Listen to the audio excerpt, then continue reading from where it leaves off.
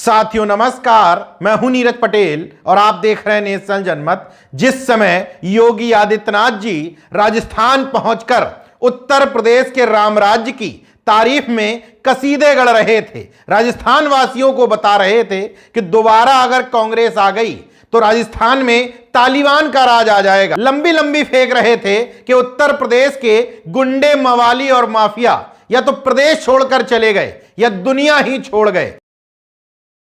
उसी समय बनारस यानी कि मोदी जी के संसदीय क्षेत्र से खबर आ रही थी कि बीएचयू आईआईटी के अंदर घुस करके परिसर में ही सहोदों ने एक छात्रा को निर्वस्त्र करवाया, गन पॉइंट पर मारा पीटा, अश्लीलता की और उसका वीडियो भी बना लिया। किसी तरीके से छात्रा ने अपनी जान बचाई।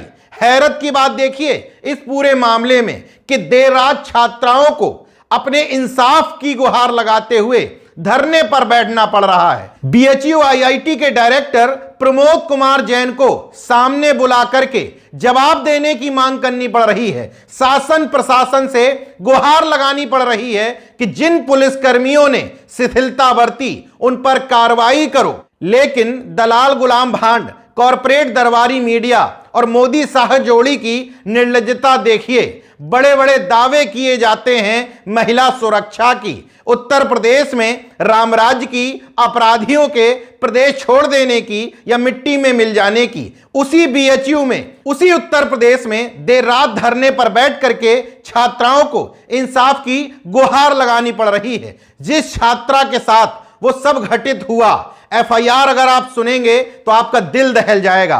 तमाम अभिभावक सोचेंगे कि अपनी छात्राओं को जब हम इतने प्रतिष्ठित संस्थानों में भेजते हैं तो उनकी सुरक्षा व्यवस्था के वहां क्या इंतजामात होते हैं। छात्रा ने एफआईआर में जो दिल दहलाने वाली कहानी बताई उससे आपकी रूह कांप जाएगी। छात्रा ने लिखा, 1-2 नवंबर की दरमियानी रात 1:30 बजे मैं अपने हॉस्टल से न्यू गर्ल्स आईआईटी बीएचयू से टहलने निकली थी। जैसे ही गांधी स्मृति छात्रावास चौराहे के पास पहुंची, वहीं पर मेरा एक दोस्त मिला। हम दोनों साथ में जा रहे थे कि रास्ते में करमन बाबा मंदिर से करीब 300-400 मीटर के बीच एक बाइक पर 3 लोग आए। उन्होंने अपनी बाइक खड़ी कर दी, मुझे और मेरे दोस्त को अलग कर दिया, मेरा मुंह दबा दिया और फिर एक कोने में ले गए। बदमाशों ने पहले मुझे किस किया, इसके बाद मेरे सारे कपड़े निकाले, इसके बाद फोटो खींचे और वीडियो भी बनाया। जब मैं बचाओ बचाओ चिल्लाने लगी तो उन्होंने मुझे मारने की धमकी दी। मेरा मोबाइल भी ले लिया और 10-15 मिनट बाद मुझे छोड़ा। वहां से मैं भागी। पीछे से बाइक की आवाज सुनकर मैं सामने प्रोफेसर के घर में घुस गई। मतलब तकरीबन 20 से 25 मिनट तक सौदे सड़क पर ही निर्लज्जता की हदें पार करते रहे।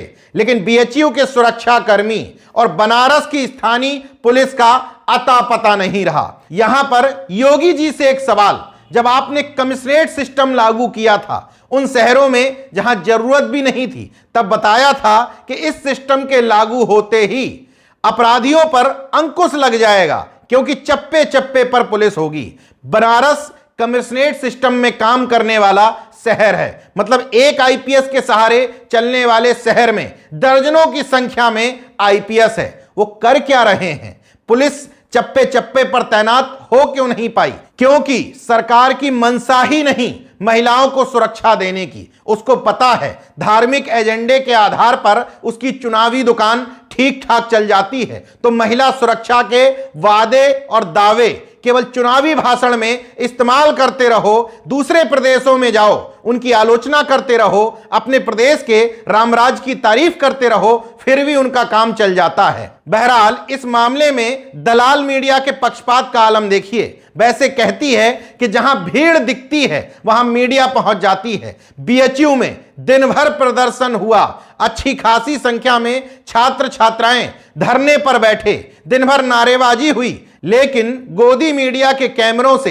यह खबर ओझल रही। इस पर लंबी लंबी डिबेट भी नहीं कराई गई क्योंकि अगर उत्तर प्रदेश के रामराज पर सवाल उठाएंगे तो उनका आका नाराज हो जाएगा। बहरहाल इस मामले में छात्र छात्राओं के अड़ने के बाद लंका थाने के प्रभारी अश्वनी पांडे को महज लाइन हाजिर करना बताता है कि हर एंगल में जाति खोजी जाती है। किस पर कार्रवाई करनी है, कितनी कार्रवाई करनी है, कितना दमन करना है, सब कुछ जाति और धर्म के एंगल से तय होता है। अभी तक इस घटना पर न मोदी जी बोले न योगी जी बोले, लेकिन यह दावे के साथ कहता हूं कि इस घटनाक्रम के आरोपी अगर किसी खास जाति या धर्म के निकलते हैं जो बीजेपी की नफरतवादी राजनीति को सूट करता है, तो न सिर्फ योगी जी का मुंह खुलेगा बल्कि कठोर कार्रवाई की बात भी कही जाएगी। देखते रहिए नेशन जनमत, जागरूक और सजग बने रहिए। जय विज्ञान, जय संविधान, जय लोकतंत्र। धन्यवाद।